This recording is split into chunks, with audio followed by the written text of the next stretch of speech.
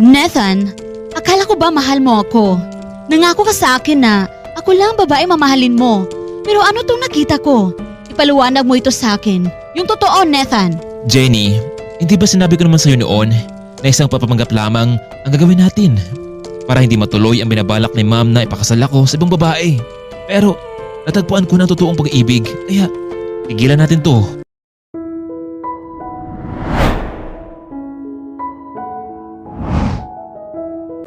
Lumaki sa piling ng kanyang lola itong si Jenny dahil nagkahiwalay ang kanyang ama at ina noon, bata pa lamang ito, kaya naman umaasa ang bata noon sa kanyang lola Estrella. Ito ang nagpapaaral sa kanya mula elementarya, high school hanggang makapasok ito sa vocational school. Gustuhin naman ni Jenny noon na makapasok sa kolehiyo at makamit ang kanyang propesyon bilang isang flight attendant, ngunit tila hanggang pangarap lamang ang lahat. Kaya naman kumuha na lamang ito ng vocational course dahil gusto niya agad makatulong sa kanyang lola Estrella. Masakit mang isipin pero mula noong naghiwalay ang kanyang mga magulang ni minsan ay hindi siya dinadalaw ng mga ito sa poder ng kanyang lola. Kaya naman hindi maiwasang magtanim siya ng sama ng loob itong si Jenny sa magulang. Pasensya ka na, apo. Ito lang ang kaya kong ibigay sa'yo. Lola, ang lahat ng sakripisyo niyo para sa akin ay sapat na. Hindi matumbasan ng salapi ang kabutihan niyo sa akin. Kaya gagawin ko rin ang lahat bilang ganti sa ginagawa mo sa akin, Lola. Maraming salamat, apo. Pero matanda na ako, apo. Ang malaga sa akin, makatulong sa iyo. Nagtitinda lamang ng kakanin itong si Estrella. Katuwang na si Jenny kapag wala itong pasok sa paaralan. Sa kabila man ng kahirapan na hindi sumuko ang maglola na isang araw ay ginhawa rin ang kanilang buhay. Tuloy na ring nakapagtapos itong si Jenny sa vocational school at may bagong yugto na naman ng buhay ang kanyang harapin.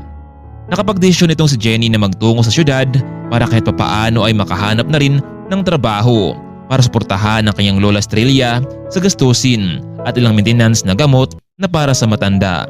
Mabuti na lang at nakasabay niya sa bus ang isang babaeng patungo rin sa syudad para mamasukan bilang isang kasambahay. Iha, ayos ka lang ba?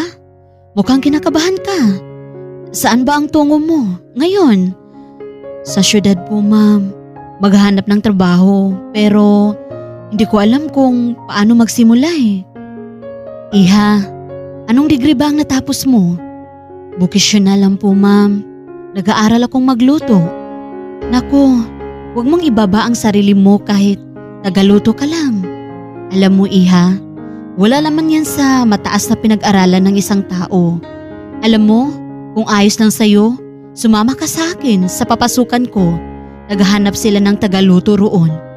Talaga, ma'am? Iha, tawagin mo lang akong Aling Beth.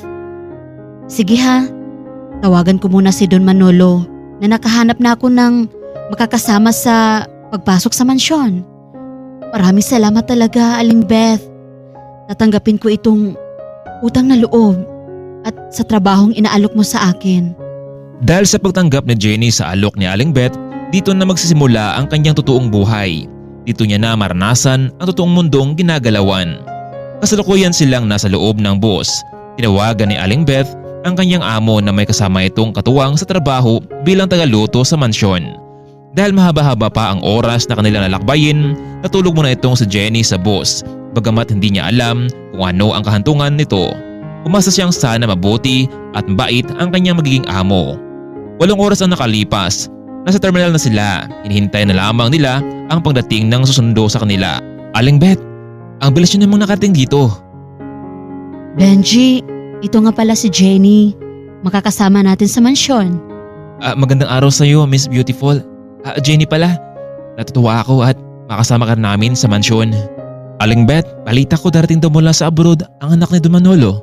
Sana maganda makisama ang kanyang anak para naman hindi tayo maging pressure. Ilang minuto lamang nakarating na sila sa mansyon. Hindi makapaniwala itong si Jenny sa laki, lawak nito, paniguradong mayamang tao ang nakatira. Pagdating sa loob ng bahay ay naroon si Don Manolo, naghintay sa kanila. O Beth, kumain na kayo. Iyan na ba si Jenny? Maganda ang dalaga na kasama mo ha. Oho, Don Manolo. Magaling ho siyang magluto. Kung ganun iha, simula sa araw na ito, ikaw na ang tagluto ng mansyon. Sinabi na ba sa'yo ni Benji na darating ngayon ang anak ko galing sa ibang bansa? Alam mo, matagal na siyang naninirahan doon kasama ng kanyang ina. Oho, Don Manolo. Nasabi na sa akin ni Benji. Alam niyo, hindi ko kabisado ang ugali ng anak ko dahil loka siyang kasama ng kanyang ina. Sana mataas ang pasensya niyo sa kanya. Ano man ang ugali ng anak ko? Nako, Don Manolo. Siyempre naman po, kakayanin namin. Kinabukasan maaga nagising itong si Jenny para ipaghanda ng pagkain itong si Don Manolo at ang buong kasama sa mansyon.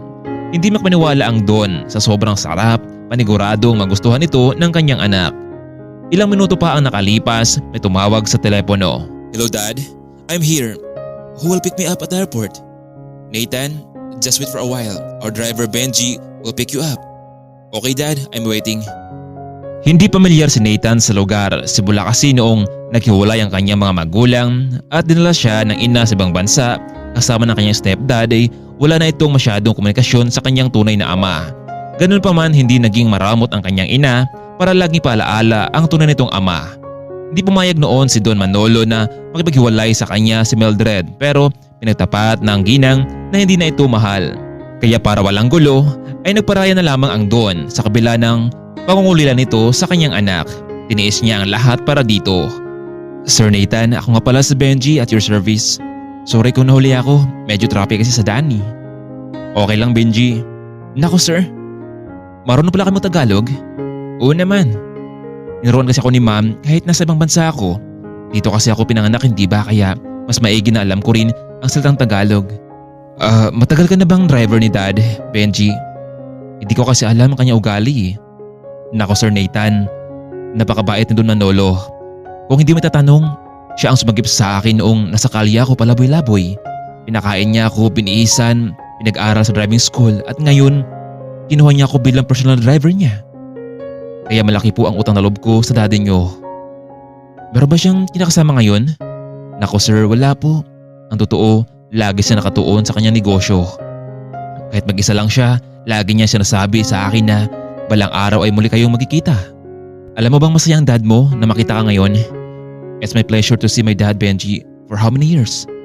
Hindi ko alam kung bakit siya binitawan ni ma'am kung gano'n naman pala ang ugali ng dad ko. Kaya nga sir, pero mas mabuti pang ikaw mismo ang makausap ng dad mo. Welcome home Nathan, I miss you so much. For almost 20 years na hindi kita nakita. Sa wakas, eto ka na. Nahawakan kita anak. Dad, I really miss you too. Lagi ka nakwento sa akin ni ma'am. You know what dad, the reason why I came here, gusto ni ma'am na pagkasundo ako sa anak ng kanilang kaibigan pero ayoko. Hindi ko siya mahal dad. Kaya nandito ako ngayon. Please help me dad. Nathan, alam mo wala akong karapatan. Lalo na akong patungkol sa pag-ibig. It's all about your decision. Not me, not your mom. Kung saan ka masaya, kung saan ka maging komportable, gawin mo. Ang mabuti pa, mamaya natin ito pag-usapan ang mga bagay na yan. Kumain muna tayo, alam kong hindi mo pa natitikman abang nga masarap na pagkain dito. Lalo na sa bago nating hire na katulong dito, yung tagapagluto natin. Really dad? Sino? Jenny, pumunta ka muna rito. Gusto ko makilala ang anak ko. Mula sa kusina, lumabas muna itong si Jenny habang nakasuot ng apron. Namangha itong si Nathan sa simpleng ganda ng dalaga. Hello po sir, magandang araw po. Hi, nice to meet you Jenny. Gusto kong lutuan mo ako ng espesyal na adobo. Anyway Nathan, habang hinintay natin ang niluluto, pwede ka munang kumain dito ng ibang putahing niluluto ni Jenny. Lahat yan masarap. Matapos tinikman ang lahat pati ang espesyal na adobo, hindi makapaniwala ang binata dahil walang ganito sa ibang bansa. Jenny, hindi nga ako nagkamali sa pagsama sa'yo dito. Gawin mo lang ang lahat. Panigurado akong hindi lang hanggang dito ang mararating mo. Maraming salamat talaga Manang Beth. Hindi ako makakarating dito kung hindi po dahil sa inyo. Ayos lang yun. Basta kapag may problema ka, lapitan mo lang ako ha. Pera na lang kung pera. Ang pag-uusapan, wala ako nun. Sa gabi ding iyon, tumawag si Jenny sa kanyang lola, Estrella. Binalita nito na maayos lang siya sa kanyang trabaho, kaya wala itong dapat ipag-alala. Samantalang hindi naman makatulog itong si Nathan dahil sa gandang itsura ni Jenny. Sa unang pagkakataon ay nasilayan niya ang ganda ng dalaga. Dito na kaya magsisimula ang kanilang pagkakaibigan. Ano kaya ang plano ni Nathan para hindi masundan at masunod ang plano ng kanyang ina? Kaya naman kaibigan, samahan niyo muli ako sa ating part 2 na mas lalo pang nakaka-intense na kwento. At kung nagustuhan niyo ang ating part 1 ay huwag kalimutang i-like at mag-subscribe. Maraming salamat po sa walang sawa ninyong pagsuporta sa ating munting channel. Hanggang sa sunod na kwento, abangan ang ating part 2.